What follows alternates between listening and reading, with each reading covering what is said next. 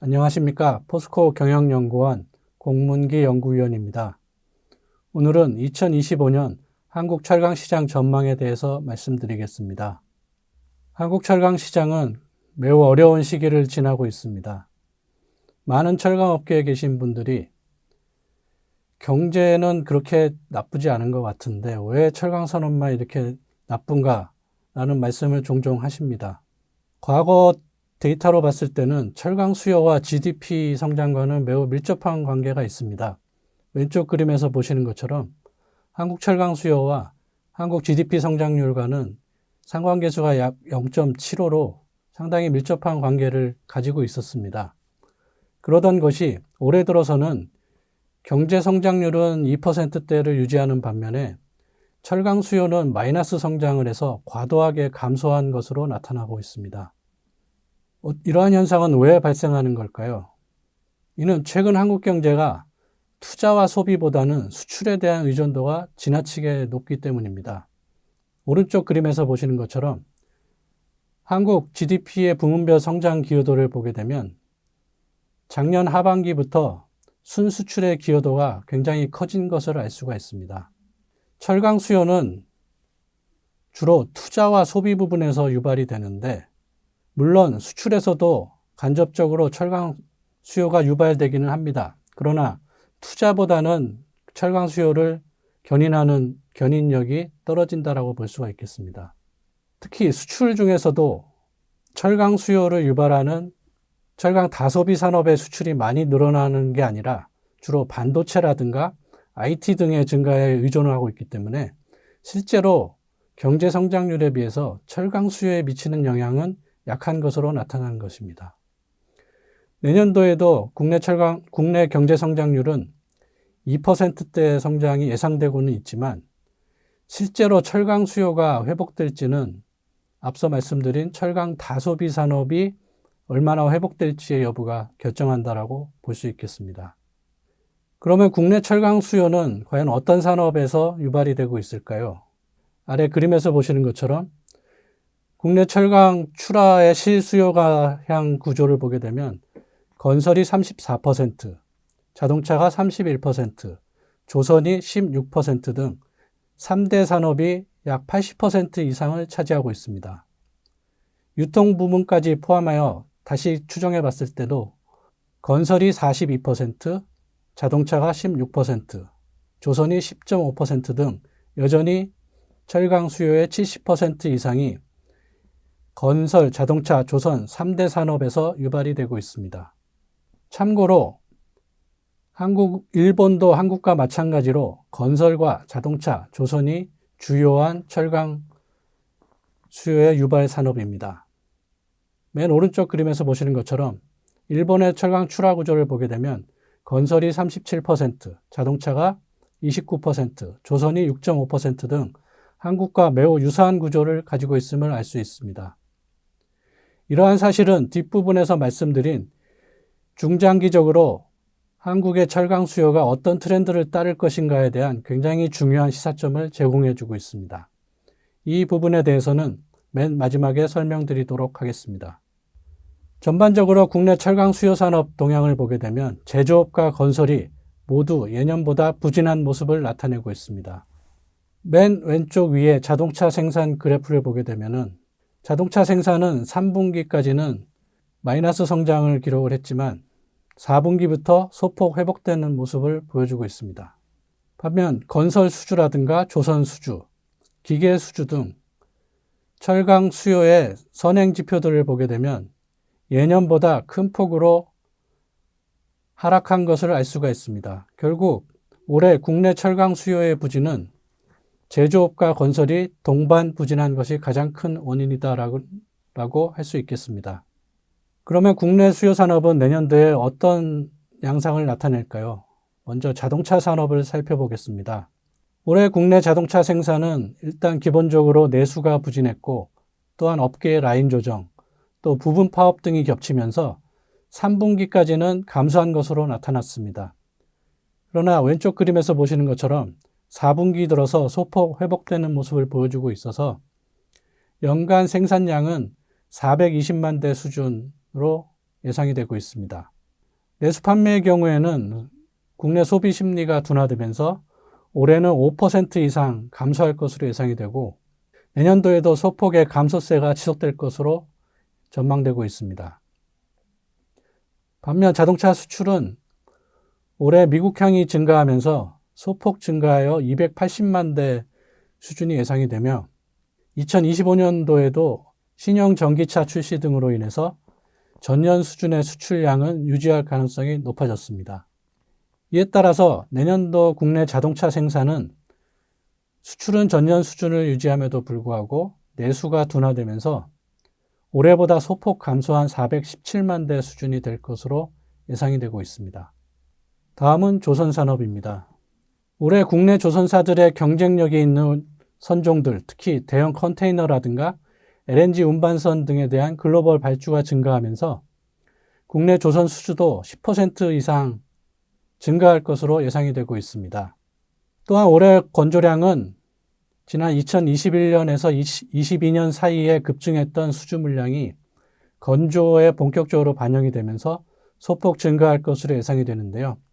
왼쪽 조선 수주 그래프를 보게 되면 21년과 22년에 짙은 파란색 막대 그래프에서 보시는 것처럼 큰 폭으로 수주가 증가한 것을 알 수가 있습니다. 이렇게 급증한 수주 물량이 시차를 가지고 건조에 반영이 되면서 국내 조선 건조량은 올해와 내년까지 견조한 수준을 유지할 것으로 이렇게 예상이 되고 있습니다. 그러나 내년도에는 글로벌 발주가 둔화될 것으로 예상이 되는 가운데 중국 조선사들의 시장 점유율이 더욱 커질 것으로 우려가 되면서 국내 조선 수주는 올해보다는 소폭 감소할 것으로 예상이 되고 내년도 건조량은 인력이 부족한 리스크가 상존하고는 있지만 여전히 충분한 수주 잔량을 보유하고 있기 때문에 소폭 감소에 그칠 것으로 예상이 되고 있습니다. 다음은 건설 산업입니다. 올해 건설 투자는 부동산 경기가 둔화되는 가운데 작년도에 건설 수주가 급감했던 영향이 하반기부터 반영이 되면서 소폭 감소할 것으로 예상이 되고 있습니다.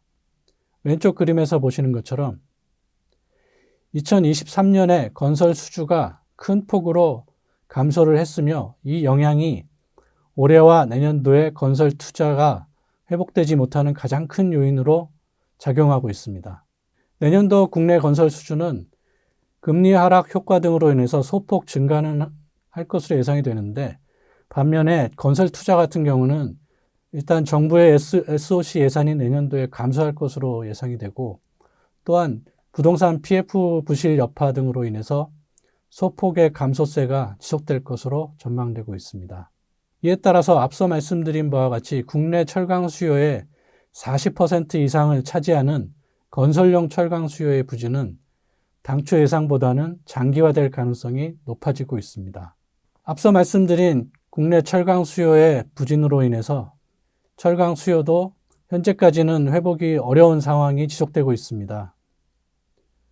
맨 위에 철강 생산과 철강 내수 그래프를 보게 되면 작년보다 큰 폭으로 하락한 것을 알 수가 있으며 반면에 철강 수출의 경우에는 상대적으로 양호한 모습을 나타내주고 있습니다. 그러나 글로벌 철강 수요도 현재까지는 부진한 모습을 보여주고 있기 때문에 철강 수출도 지속적으로 증가할 수 있다고 장담하기는 어렵습니다. 한편 철강 수입은 철강 내수가 부진하면서 동반하여 감소한 것으로 나타나고 있습니다. 그러면 내년도에 국내 철강 수요는 과연 어떤 방향으로 진행될까요?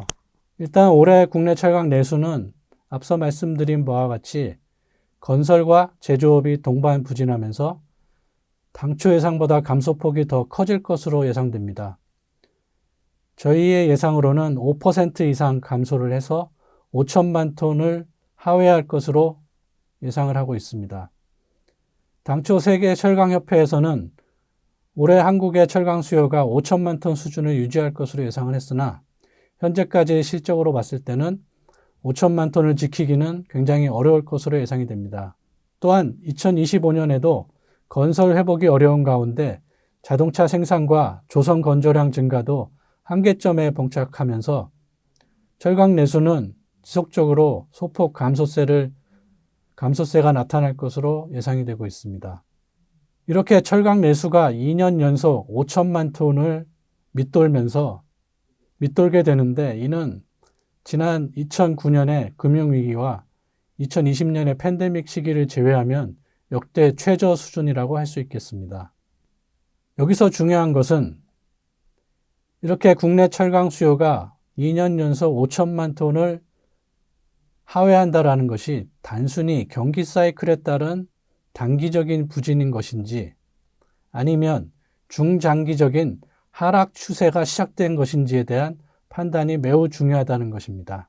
만약 경기 사이클에 따른 단기 부진이라고 판단된다면 2026년부터는 철강 수요가 다시 회복될 가능성이 있지만, 만약에 이것이 중장기적인 하락 추세의 본격적인 시작이다라고 생각이 된다면 국내 철강 수요는 중장기적으로도 5천만 톤 수준을 다시 회복하는 것이 어려울 가능성이 있다는 것입니다.